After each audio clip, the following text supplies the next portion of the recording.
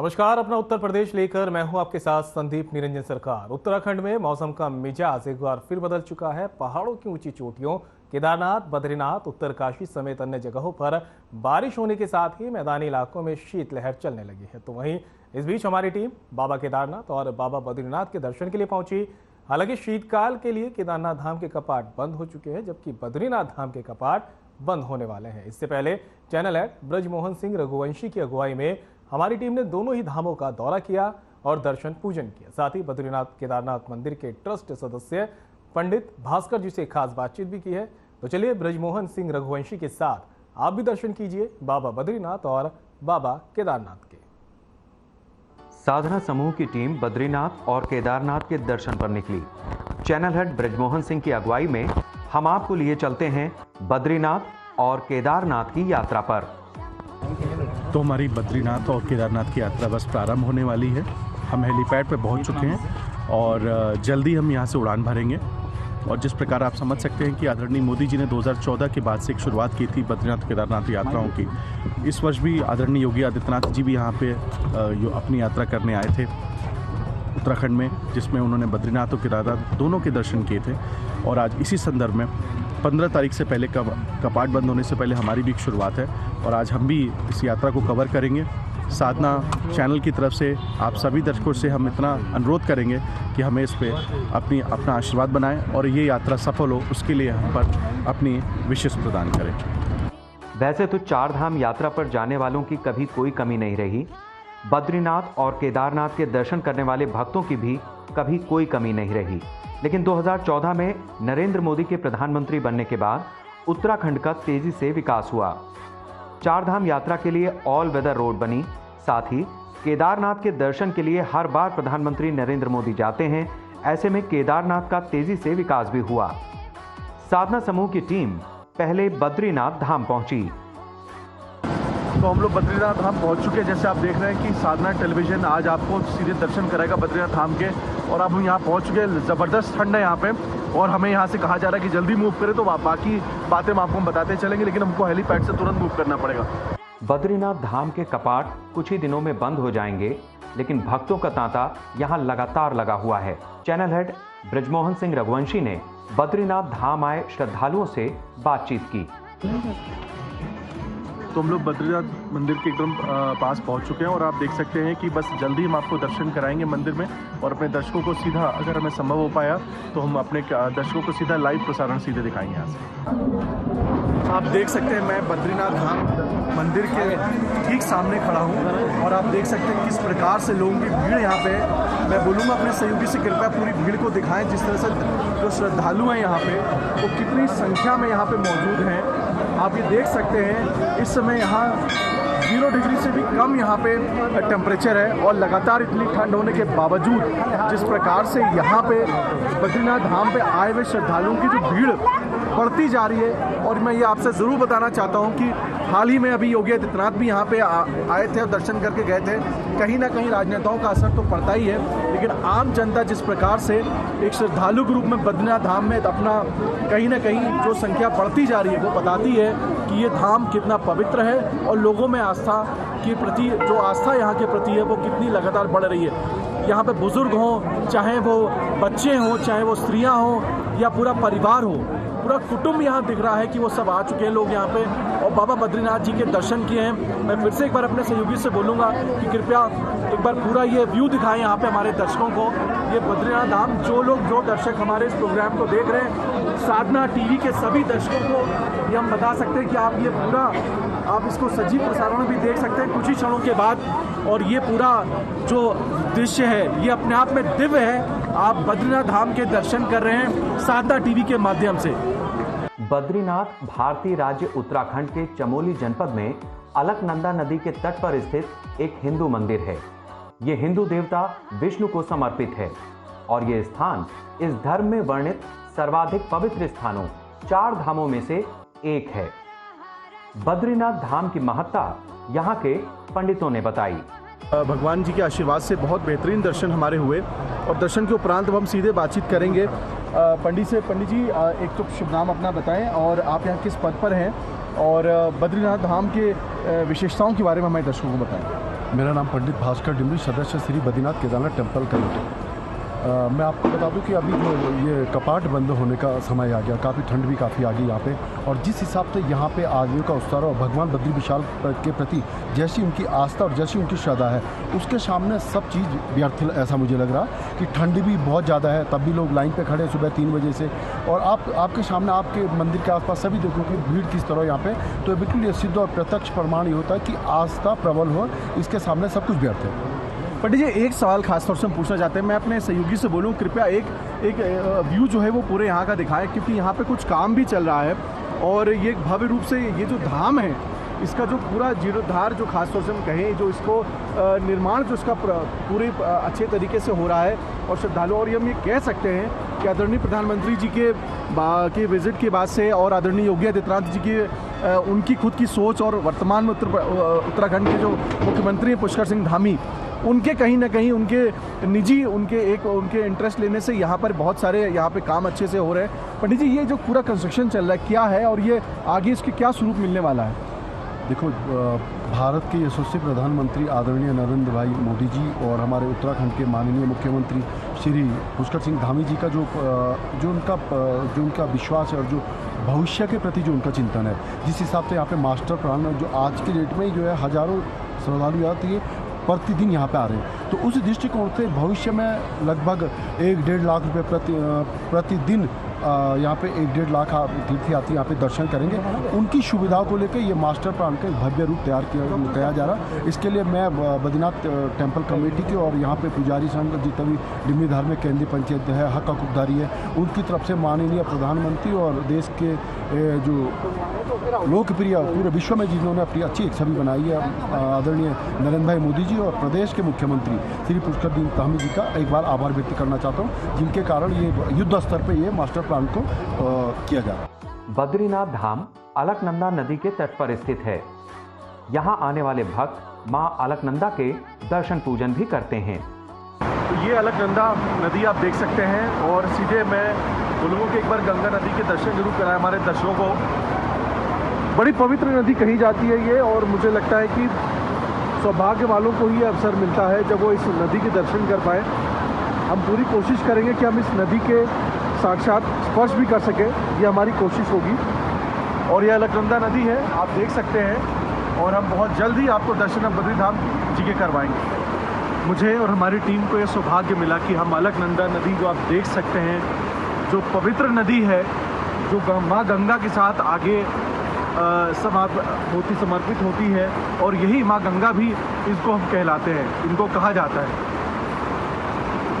पूरे देश के भ्रमण करने के बाद भी हमें वो सौभाग्य नहीं मिलता जब हम खास तौर से जब पवित्र नदियों का हम दर्शन कर पाते हैं। और अलकनंदा एक ऐसी नदी है जिसको आज हम देख सकते हैं, ये इतना, इसको मैं स्पर्श अगर कर रहा हूँ तो मैं कह सकता हूँ कि इसमें ये सीधा ये बर्फ़नुमा ये जो जल आप देख रहे हैं, ये उस पवित्र नदी का सिर्फ एक छोटा सा वो है, लेकिन मेरे हाथ इसमें काँप रहे हैं, इतना ज़्यादा ये पूरी तरीके से ये ठंडी हो चुकी है, और इतनी ज़्यादा इसमें जो हम कह सकते हैं कि इसको हमारे छूने में भी इसको तकलीफ़ हो रही है। आप देख सकते हैं मेरे हाथ का रंग क्या हो गया है। लेकिन मैं अपने दर्शकों से बस इतना बताना चाहता हूँ, धर्म और ख़ास तौर से हिंदुत्व धर्म अगर हम बात करते हैं तो उसमें इन नदियों का उल्लेख किया गया है, वेदों में भी उल्लेख किया गया है, और ये नदी अपने आप में इस देश की पवित्र नदियों में से एक है। बद्रीनाथ मंदिर में हिंदू धर्म के देवता विष्णु के एक रूप बद्री नारायण की पूजा होती है। यहाँ उनकी 1 मीटर लंबी शालिग्राम से निर्मित मूर्ति है, जिसके बारे में मान्यता है कि इसे आदि शंकराचार्य ने 8वीं शताब्दी में नारद कुंड से निकालकर स्थापित किया था। तो हम लोग के दर्शन बहुत ही भव्य रूप से बद्रीनाथ धाम के हो चुके हैं। अब हम लोग केदारनाथ धाम के दर्शन के लिए यहाँ से तैयारी करने जा रहे हैं। कुछ ही पलों में हमारा चॉपर उड़ेगा और फिर हम लोग सीधे केदारनाथ धाम जाएंगे। केदारनाथ मंदिर भारत के उत्तराखंड राज्य के रुद्रप्रयाग जिले में स्थित हिंदुओं का प्रसिद्ध मंदिर है। उत्तराखंड में हिमालय पर्वत की गोद में केदारनाथ मंदिर 12 ज्योतिर्लिंगों में सम्मिलित होने के साथ ही 4 धाम और 5 केदार में से भी एक है। तो आप देख सकते हैं हम लोग अब केदारनाथ धाम पहुंच चुके हैं। सामने आप ये मंदिर देख रहे हैं, यही वो मंदिर है जिसमें पूरे देश भर के नहीं बल्कि पूरे विश्व के लोग आते हैं दर्शन करने के लिए। और आज हमें भी ये सौभाग्य मिला कि बद्रीनाथ धाम के बाद हम केदारनाथ धाम पहुंच पाए हैं, और मुझे सांस लेने में भी तकलीफ़ हो रही है लेकिन मैं ये कहूँगा कि आ करके यहाँ अगर हमारी सांसें भी अगर इतनी धीरे चले तो हमें कोई दिक्कत नहीं है, क्योंकि हम बाबा जी के पास पहुँच चुके हैं और जल्दी हम बाबा जी से दर्शन करके हम आपके पास वापस लौटेंगे। केदारनाथ धाम के कपाट बंद होने वाले हैं। इससे पहले भक्तों की भारी भीड़ बाबा केदार के दर्शन के लिए उमड़ रही है। साधना समूह के चैनल हेड ब्रजमोहन सिंह रघुवंशी ने बाबा केदारनाथ के दर्शन को आए भक्तों से बात की। आप देख सकते हैं कि श्रद्धालुओं की भीड़ यहाँ लगातार बढ़ रही है और साधना टीवी इस बात को लगातार अपने दर्शकों को बताता रहता है कि इस देश में जो धार्मिक स्थल है उनकी अपनी अलग महत्वता है और यहाँ पे लोग लगातार यहाँ पे आए। भैया आपको ये दर्शन करने आप पहली बार आए? कैसा लग रहा है आपको यहाँ दर्शन करने आए? क्या बद्रीनाथ जी से क्या मांगने वाले हैं आप? बस तो हम मांगिए आप आपको कुछ अब क्या आपको क्या बोलना चाहेंगे आप खासतौर से बद्रीनाथ धाम के यहाँ के लोगों के लिए? बद्रीनाथ धाम बहुत ही अच्छा सिस्टम है यहाँ का, रहन सहन भी अच्छा है, खाना पीना भी सब सही है और जय सदगुरु लाइन आगे बढ़ रही है। ये तो आप सर यहाँ पर आने का मतलब है पंद्रह मुक्ति। तो ये लोग कुछ लोग हैं जो अपनी प्रतिक्रिया व्यक्त करते हैं। एक हमारे साथ माता जी हम इनसे पूछेंगे। माता जी दर्शन करने आप यहाँ पे आइए, क्या कहना चाहेंगे आप? सभी लोग शांत रहें और हम हमेशा भगवान की दर्शन करते रहें, क्योंकि हे भगवान सब लोगों को सुखी शांत रखें और उनकी मनोकामना पूरी करें। तो लोग ये हमारे देश का आप संस्कार देख सकते हैं कि लोग सिर्फ अपने लिए नहीं मांगते बल्कि दूसरों के लिए भी मांगते हैं। यही हमारे देश का संस्कार है। मैं कुछ और भी लोगों से बातचीत करना चाहूँगा कि और उनसे पूछूंगा। और सर कैसा लग रहा है आपको यहाँ दर्शन करके? आनंद आता है, बहुत शांति मिलती है, बहुत अच्छा लगता है। आप बताते हैं कि बहुत कष्टों के बाद आदमी यहाँ पहुँच पाता है, तो आप कैसे आपने सफ़र कैसे किया यहाँ पे और कैसे पहुँचे आप यहाँ पे? इतना कष्ट तो नहीं है, गाड़ी से हम लोग आए हैं, आराम से गाड़ी आई है और यहाँ से पैदल धर्मशाला से यहाँ तक पैदल आए, बिल्कुल भी कष्ट नहीं है। तो आप देख सकते हैं भले ही वो कष्टों से गुजर करके यहाँ पे श्रद्धालु आ रहे हैं, लेकिन बाबा जी के और बाबा बद्रीनाथ धाम से दर्शन करने के बाद जो उन्हें सुकून मिलता है वो अपने आप में उनको सारी एनर्जी देता है। तो आप देख सकते हैं कि हम केदारनाथ धाम के दर्शन कर चुके हैं। केदार बाबा के हमने दर्शन कर लिए। साधना टीवी के सभी दर्शक लगातार आप इस कार्यक्रम को देख रहे हैं और आप इसका पूरा कार्यक्रम, ये दोनों धामों के दर्शन आप विस्तार पूर्वक देख पाएंगे जल्दी हमारे चैनल के ऊपर। और आज हम जब केदार धाम पहुँचे तो हमारे साथ एक अगौड़ी बाबा हैं। अगौड़ी बाबा आप कब से हैं यहाँ पर? तपसी बाबा हम 40 साल से रहते हैं। बाबा यहाँ केदारनाथ धाम की क्या विशेषता है बताइए? यहाँ अपार माया भोले शंकर हैं, उनकी लीला न्यारी है, उसकी माया को हम बता नहीं सकते हैं, बोले जाता है। वो 3 लोग 14 भवन का मालिक है। और जो लोग यहाँ पे आते हैं उनको क्या यहाँ से आशीर्वाद मिलता है बाबा? आशीर्वाद जो जैसे बाप से आते हैं ना, सब आशीर्वाद। मैं अपने सहयोगी से कहना चाहूँगा एक बार कृपया जो है पूरा एक व्यू दिखाएं यहाँ केदारनाथ मंदिर का। आप भीड़ देख सकते हैं लोगों की। आज हालांकि सोमवार का दिन है तो सोमवार के दिन सबसे ज़्यादा भीड़ होती है, लेकिन यहाँ पे श्रद्धालुओं की कोई कमी नहीं, चाहे वो सोमवार हो या मंगलवार हो या बुधवार या कोई भी दिन, लगातार यहाँ भीड़ बढ़ रही है। लेकिन सोमवार के दिन खास तौर से आप देख सकते हैं कि श्रद्धालुओं की यहाँ पे भीड़ काफ़ी लगातार है और ये सारे श्रद्धालु बाबा के दर्शन करने आए हैं। और हाँ, ये बात सच है, बाबा किसी को खाली हाथ नहीं भेजते हैं यहाँ से। और ये सारे श्रद्धालु लगातार उनके लिए आए हैं, उनको दर्शन करने के लिए आए हैं। हमारे साथ एक और श्रद्धालु उनसे बातचीत करेंगे। सर क्या नाम है?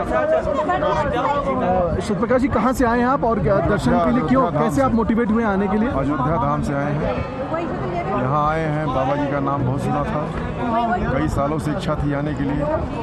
आज बाबा जी ने अपने आशीर्वाद दिया और यहाँ दर्शन करवा दिया। तो कैसा लग रहा है आपको? बहुत अच्छा लग रहा है।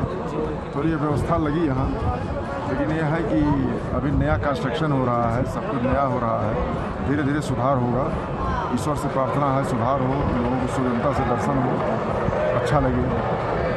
अयोध्या में भी भगवान श्री राम जी बहुत जल्द विराजमान होने जा रहे हैं। आप वहाँ से आ रहे हैं, क्या कहना चाहेंगे आप? अब बाबा धाम के बाद, अब बाबा केदारनाथ के बाद अब आप वहाँ दर्शन करेंगे श्री राम जी को जब वो वहाँ पे विराजमान हो जाएंगे 22 जनवरी के बाद, जैसे कि जो डेट एक तिथि निर्धारित हो रही है। वहाँ पर बहुत तैयारी बहुत ज़बरदस्त चल रही है। मोदी जी का वहाँ बहुत ही स्नेह है और शायद उन्हीं के कारण वहाँ पर सब कुछ हो रहा है। इसके पहले भी सरकारें थी, सरकारें आई गई, लेकिन कोई ध्यान नहीं दिया था। यह सरकार जब से आई है तब से वहाँ बहुत ध्यान दिया है। रोडें वहाँ बड़ी चौड़ीकरण हो रही हैं, सारा अयोध्या का नाम पूरे विश्व पटल पे आ गया है। लोग बहुत सम्मान के साथ देख रहे हैं और वहाँ की कायाकल्प हो गई है। और हमें लग रहा है कि 24 तारीख जो डेट निर्धारित है मंदिर प्रशासन के द्वारा, उसके पहले ही वहाँ का सौंदर्यीकरण हो जाएगा और बहुत विधिवत लोगों के दर्शन होंगे। लोग बहुत अपने आप को धन्य बनाएंगे, पूरे विश्व से लोग वहाँ आएंगे। तो ये थे हमारे साथ एक श्रद्धालु जो खास तौर से इतने अयोध्या से आए हैं और ये भी बता रहे हैं कि अयोध्या में किस प्रकार से श्री राम जी के विराजमान होने से पहले ही वहाँ भव्य तैयारियाँ हो चुकी हैं। हम एक और श्रद्धालु से बातचीत करेंगे। सर, क्या नाम है आपका सर? तो जसकरण सिंह जी, कहाँ से आए आप और बाबा जी के दर्शन करके आपको कैसा लग रहा है? बहुत बढ़िया, हम पूना से हैं, बहुत बढ़िया दर्शन। Thank you. तो आपको लगता है बाबा यहाँ से किसी को खाली हाथ नहीं वापस भेजते हैं, आपको भी नहीं भेजेंगे? वो तो बाबा जी की देनी है, सब वही चला रहे हैं सब सृष्टि, तो अभी हम क्या ही कर सकते हैं। तो आप देख सकते हैं यहाँ पे आने वाले सभी श्रद्धालु पूरी तरीके से बाबा जी के साथ उनके दर्शन के बाद से कतई उन्हें महसूस नहीं हो रहा है कि यहाँ कितनी थकान है। और मैं फिर से अपने सहयोगी से बोलूँगा, कृपया एक बार पूरा इस मंदिर प्रांगण के पूरा व्यू दिखाएं हमारे दर्शकों को। ये जो धाम है, ये आज यहाँ पे -0 डिग्री सेंटीग्रेड से भी ज़्यादा यहाँ पे ठंड है, लेकिन लोगों की जो हम कहते हैं एनर्जी है, वो एनर्जी कहीं ना कहीं श्रद्धालुओं को कोई भी तरह से पराजित नहीं कर रही है।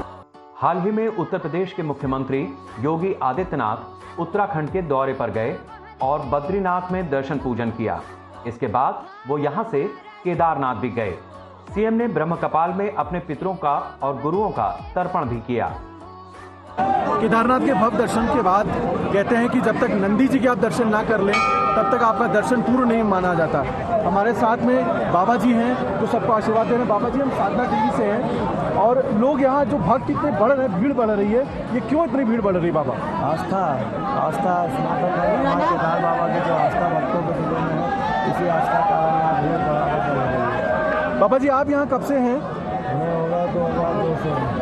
बाबा जी, यहाँ केदारनाथ की मुख्य मान्यता क्या है? आखिरकार बाबा का ये मान्यता क्यों इतनी ज़्यादा पूरे विश्व में? बाबा की शक्ति के कारण, बाबा की शक्ति के कारण सारी आत्माएं खींची चली जाती हैं। बाबा, ये बोला था जब यहाँ आपदा आई थी, उसके बावजूद भी इस मंदिर पर जरा सा भी किसी प्रकार की कोई दिक्कत नहीं हुई थी और यहाँ पे एक पत्थर आया था, उसके बारे में जरा घटना के बारे में बताइए।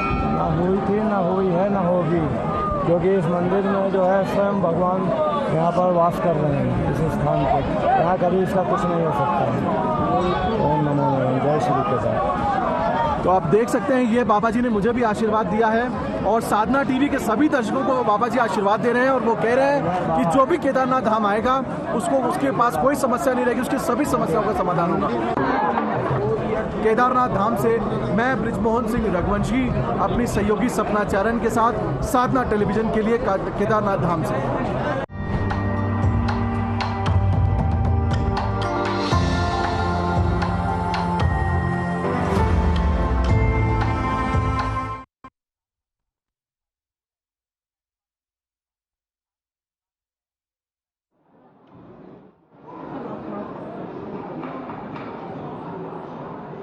नहीं, यहाँ से इनको एक तरफ कर दो ना, सामने से यहाँ सामने खड़े हो जाओ।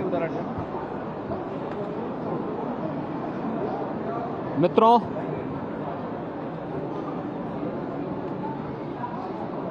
इंडिया इंटरनेशनल ट्रेड फेयर में आज यूपी डे है। यूपी पेवेलियन का भी मैंने उद्घाटन किया है। मुझे बताते हुए प्रसन्नता है कि पिछले 2 बार से गोल्डन ट्रॉफी यूपी के पक्ष में जा रही है। उत्तर प्रदेश ने इंटरनेशनल ट्रेड फेयर के क्षेत्र में पिछले 5-6 वर्षों में बहुत कुछ नया किया है। खास तौर पर वोकल फॉर लोकल जो प्रधानमंत्री जी का विजन है, इसमें उत्तर प्रदेश का 1 डिस्ट्रिक्ट 1 प्रोडक्ट उत्तर प्रदेश को एक्सपोर्ट के एक हब के रूप में स्थापित करने में मदद की, तो लाखों नौजवानों के लिए नौकरी और रोजगार की सुविधाएं भी यहां से विकसित हुई हैं। आज इस इंटरनेशनल ट्रेड फेयर में यूपी पेवेलियन में वन डिस्ट्रिक्ट वन प्रोडक्ट के साथ साथ नए भारत के नए उत्तर प्रदेश में इंफ्रास्ट्रक्चर के लिए क्या कुछ हो रहा है उसको भी शोकेस करने का एक प्रयास हुआ है। विभिन्न अथॉरिटी के द्वारा, चाहे वह नोएडा अथॉरिटी हो, ग्रेटर नोएडा अथॉरिटी हो, यमुना अथॉरिटी हो, यूपी सीडा है, इन सभी के स्तर पर, या यूपीडा है जो उत्तर प्रदेश के अंदर एक्सप्रेस हाईवे के निर्माण कार्य को प्रभावी ढंग से क्रियान्वित करती है, इन सब के स्तर पर क्या क्या प्रगति हुई है इसको भी स्टेट फेयर के माध्यम से जो एग्जीबिशन लगी हुई है उसमें प्रस्तुत करने का एक प्रयास हुआ है। उत्तर प्रदेश ने पिछले 6 वर्ष में बीमारू राज्य से उभरने में सफलता प्राप्त की है। आज रेवेन्यू सरप्लस स्टेट के रूप में उत्तर प्रदेश है। उत्तर प्रदेश ने अपने एक्सपोर्ट को कोरोना जैसी महामारी के बावजूद 3 गुना करने में सफलता प्राप्त की है। One district one product Uttar Pradesh की एक ऐसी योजना है जो आज पूरे देश को आत्मनिर्भरता की ओर अग्रसर करने और अधिक से अधिक रोजगार सृजन करने की दिशा में अग्रसर हुआ है। कोरोना कालखंड में 40 लाख जो प्रवासी कामगार और श्रमिक उत्तर प्रदेश वापस आए थे, इन सभी श्रमिकों के लिए रोजगार सृजन करने के साथ साथ आज उत्तर प्रदेश देश के अंदर सर्वाधिक एमएसएमई के आधार वाला राज्य भी बना है। तो एमएसएमई के इस बेस ने उत्तर प्रदेश के औद्योगिकीकरण के लिए एक नया माहौल दिया है। इस वर्ष के प्रारंभ में लखनऊ में ग्लोबल इन्वेस्टर समिट में उत्तर प्रदेश को 38 लाख करोड़ रुपए के निवेश के प्रस्ताव प्राप्त हुए हैं। ये 38 लाख करोड़ रुपए के प्रस्ताव उत्तर प्रदेश में 1 करोड़ 10 लाख नौजवानों के लिए नौकरी और रोजगार की नई संभावनाओं को भी प्रदर्शित करते हैं।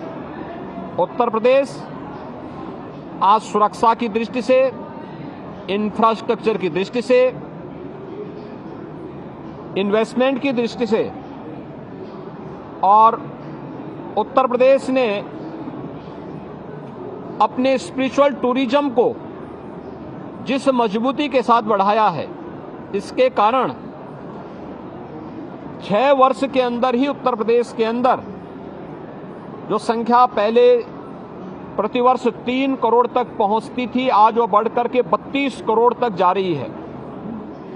ये नए भारत के नए उत्तर प्रदेश की वह गाथा है जो इस इंटरनेशनल ट्रेड फेयर के माध्यम से उत्तर प्रदेश पेवेलियन में भी प्रस्तुत करने का प्रयास हुआ है। अभी हाल ही में सितंबर माह में ग्रेटर नोएडा में एक international trade show Uttar Pradesh के जितने भी हमारे परंपरागत उत्पाद हैं, उत्तर प्रदेश के अंदर जो प्रोडक्शन होते हैं, अलग अलग फील्ड हैं, चाहे वह वन डिस्ट्रिक्ट वन प्रोडक्ट के हों, एग्रीकल्चर के हों, हेल्थ को हों, आईटी आईटीएस के हों, फार्मा के हों, इन सभी के लिए हमने वहां पे एक इंटरनेशनल ट्रेड शो का आयोजन किया था। और मुझे बताते हुए प्रसन्नता है कि इस ट्रेड शो में 70,000 से अधिक बायर्स आए थे। इसमें कुल फुटफॉल जो था वह 4 लाख से अधिक था। एक सफलतम ट्रेड शो जिसमें उत्तर प्रदेश के प्रोडक्ट को शोकेस करने का एक अवसर इस ट्रेड शो के माध्यम से प्राप्त हुआ था। और अभी 30 नवंबर से 4 दिसंबर तक गोरखपुर में भी एक ट्रेड शो को आयोजित करने की कार्रवाई शासन के स्तर पर चल रही है। मुझे विश्वास है कि इस इंडिया इंटरनेशनल ट्रेड फेयर में यूपी पवेलियन में जाकर के नए भारत के नए उत्तर प्रदेश का